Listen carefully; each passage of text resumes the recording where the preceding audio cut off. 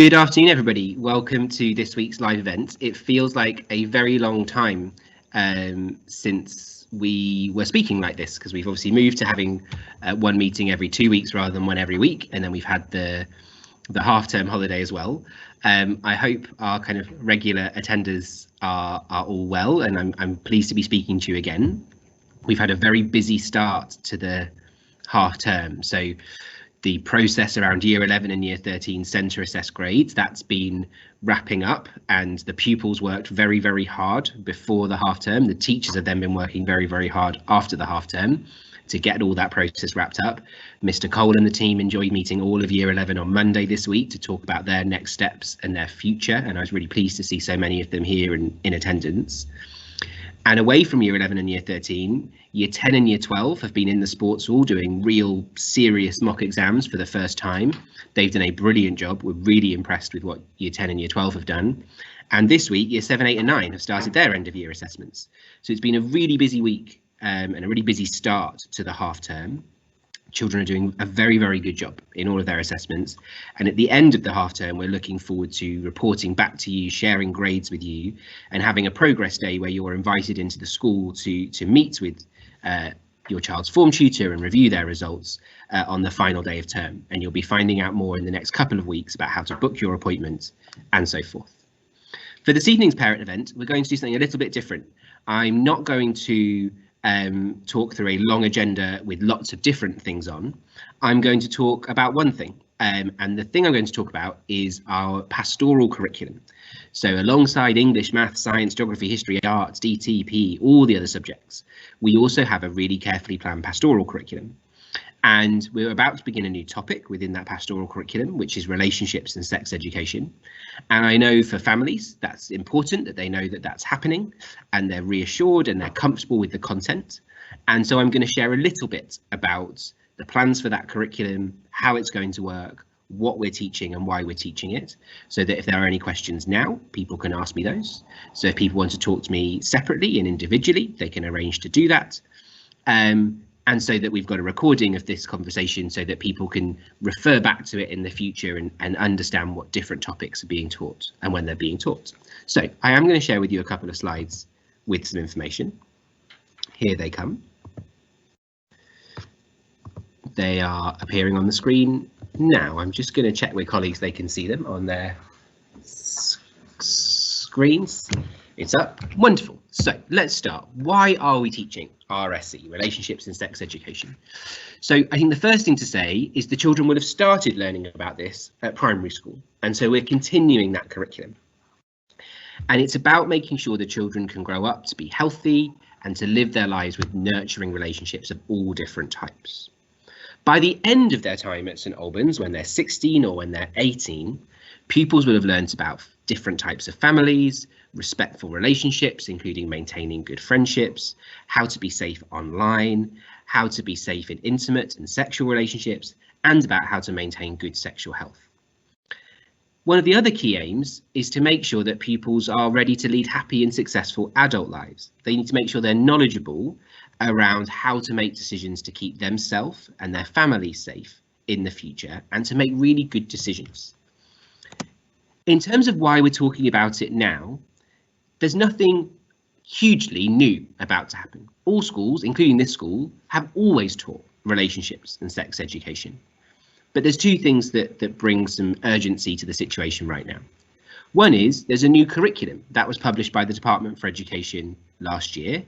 And while that curriculum reflected many of the things that we taught all of the time, there's some new approaches, some new topics, some different ways of organising information. So that curriculum is now in place, and all schools across the country are expected to start teaching it this year. Now, normally we'd spread that out through the school year where we have our pastoral curriculum lessons every week. Because of lockdown and closures and so much disruption this year, we haven't got started, and we're actually a bit behind other schools. Lots of other schools began this work late last year or earlier this year.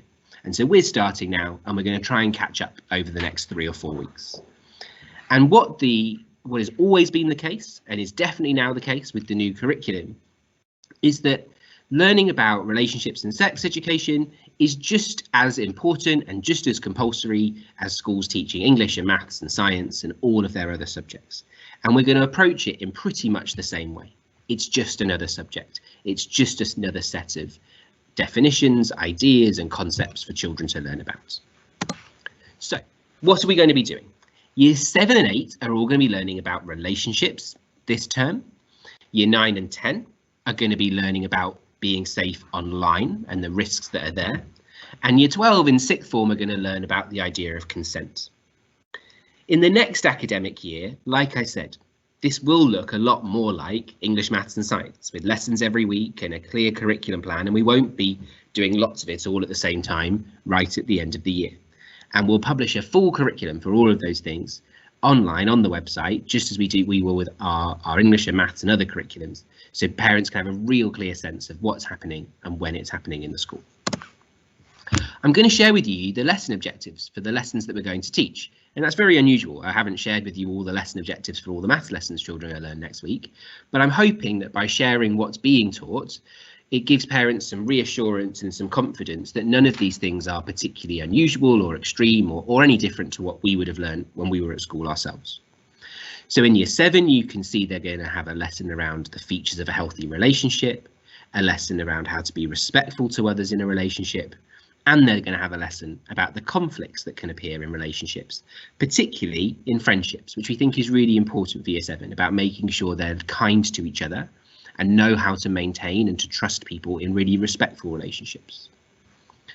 In year 9 and 10, they're going to talk about what people may be accessing online and the dangers of that, the idea of explicit content. And I've spoken to parents about this before, and we've talked about the dangers of mobile phones.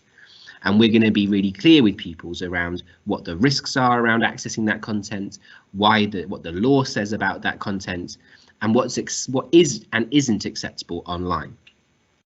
We're also going to be talking about the risks of children becoming addicted to online content, and we're going to think about what it means for children to be exploited. All really important topics for children to be able to keep themselves safe as they grow up, and hopefully all topics which will complement what pupils are hearing from their parents at home about staying safe online. In year 12, we're going to talk about the concept of consent to make sure that children are equipped to make sure they are safe and well treated as they get older and begin to have relationships. We're going to talk to them about what to do and where to seek support around such issues. And we're going to think about the idea of coercion, the idea of people feeling under pressure in a relationship. And all of this is intended to make sure that as children grow up, they can keep themselves, their families and their friends safe. And what I'm going to do next is take you through some frequently asked questions. I've led schools for a very long time, and I know the questions that may be on many families' minds. And if we were all together in a hall somewhere having this presentation, I can imagine the hands going up and the questions that people may ask. And I'm going to try and preempt a few of those here, but then as normal, I'll be open for questions at the end. So one question I can imagine will quite often come up is this the right place? Are schools the right place for these discussions? And the first thing to say is, well, they have to be. In the same way that there's national expectations around the teaching of maths and science and geography and English, we have to have national expectations about the teaching of relationships and sex education. Because we know that every family is different and different families will teach children different things at different times. But there's a minimum expectation of information and understanding that we want all pupils to have, whatever happens outside of school. That's really key in keeping them safe. Will these subjects promote lesbian, gay, bisexual and transgender relationships? No. None of these subjects are about promoting anything. They're about providing children with an education and with information. We're teaching children about the importance of equality and treating people equal and respecting everybody's lives. We want young people to grow up to be respectful and tolerant. We know we're trying to get children excellent results in all of their subjects so they can go on and have brilliant university lives and careers in their futures. And when they go into those futures, they are going to meet all sorts of people, all people from different backgrounds, different identities, and part of them living successful lives and having successful careers is going to be able to form respectful, tolerant relationships with everybody that they meet. We also do want children to understand that it's okay that some people are gay. We know that some of our children will grow up to be gay, and we cannot grow up in a school environment where children who are growing up as being either a gay person or a transgender person to feel that that's weird, uncomfortable or wrong. We have to make sense and be clear that that's okay. Other questions that might come up are around faith. And we may get questions that are around, my religion says that being gay is wrong, so why are you teaching about it? And I think the headline is that yes, we respect all faiths, but we've got a duty, a legal duty, to teach children about equality and the law. We recognise there's a tension between those two things, but we have to teach children not to be afraid of difference, and in fact to celebrate difference, that everyone being different is exciting. And as I said before, we're preparing children for life in the UK, and the UK is a diverse country where they're going to meet people from all sorts of backgrounds, and we don't want it to be a surprise for them to learn that some people live a different way to them when they grow up. Will this work prompt my children to ask challenging questions? It may well do. And I want to encourage children to ask those questions of their teachers, of their parents, because if children keep those questions inside, it's often going to lead to confusion. We know children have lots of misconceptions about lots of different things. By talking to them and letting them ask those questions, we're going to understand more what their worries are. Will this encourage my child to have sex too early or sex outside of marriage? Of course not. Our children understand at different ages there are different sorts of relationships, and it's really important that we recognise that they will learn about sex and relationships at some point. And what this curriculum does is it means they will learn about it in the same way as children all over the country, and they'll do so in a safe and organised, kind and clear way. There are lots of the questions that I think people have. What I'm going to do now is I'm going to stop sharing my screen, and I'm a little bit concerned that that means you may have stopped being able to see me. I'm coming back. I'm back. I think there was a gap. They're just some of the questions that I think people may have about the RSE curriculum. I'm really excited about it. I've seen the plans, I've looked at the plans both in our school, across ARC schools, across other schools in the city. These are the sorts of lessons that children will learn a huge amount in, and I'm really excited to see them learning that information. I want to make sure that everybody feels comfortable and confident in it. And like I said, I'm very, very keen, therefore, to engage with parents, to ask and answer questions, to make sure that everyone's comfortable with what's happening in school. So with that in mind, we will open the question and answer function. Mr. Cole's pressing the buttons for us. And I will give you the kind of normal 20 or 30 seconds to start typing some questions, and we will go from there.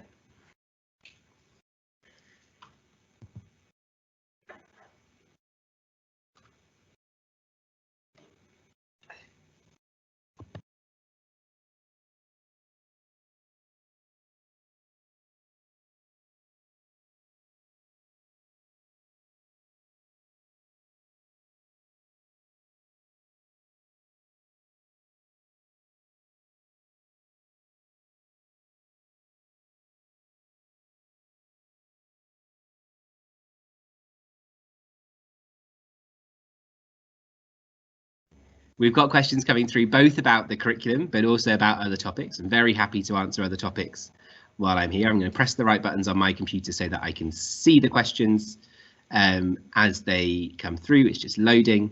And then as ever, I will do my best to answer as many of them as possible. Will hot meals begin? It's my favourite question.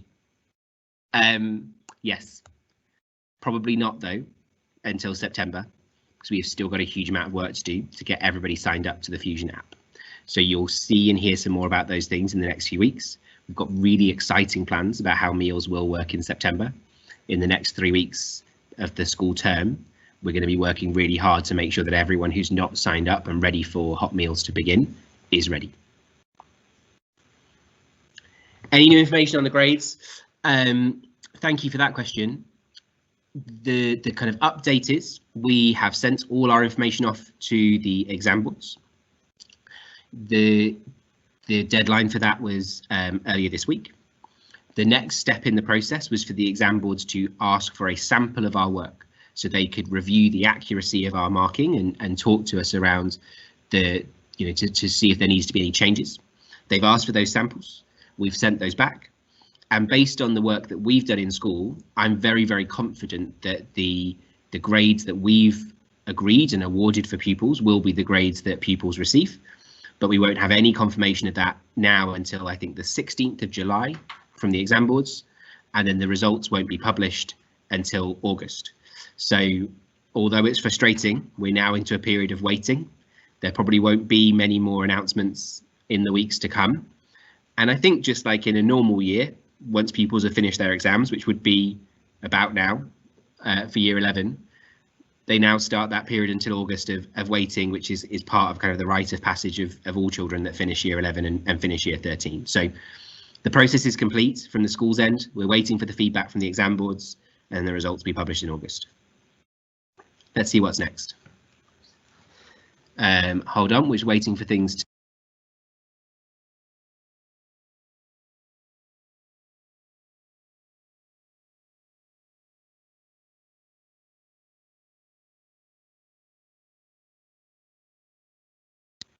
we're trying to make it work. Let me see, I need to press something on my computer. Here we go. Is year 9 set N about ability? Really good question. So we talked about this a few weeks ago before the holiday. All that we've done so far in year 9 is make the classes that we have smaller. So no pupil needs to be worried about which class am I in, because as we spoke about before, when the children go into year 10 and we finish doing all the assessments this year, we will regroup the pupils again and we'll be able to speak to parents and pupils at Progress Day about which class they're going to be in for year 10 and why. Pupils at the moment don't need to worry about which class they are in.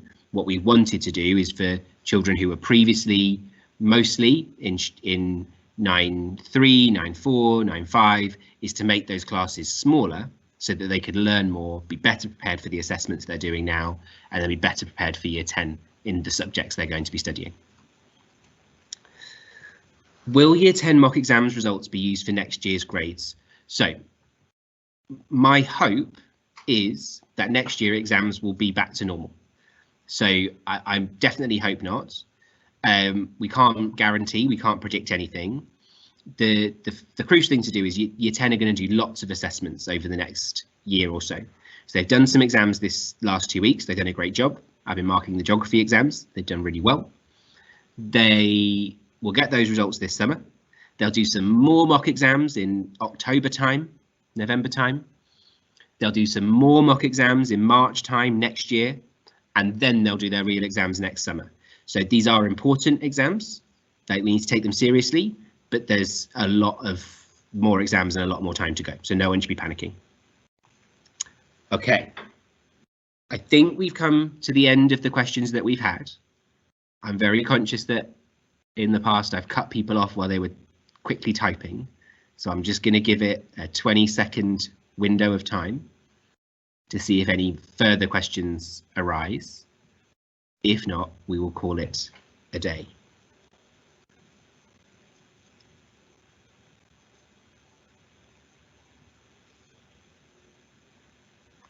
Can you give it 10 more seconds?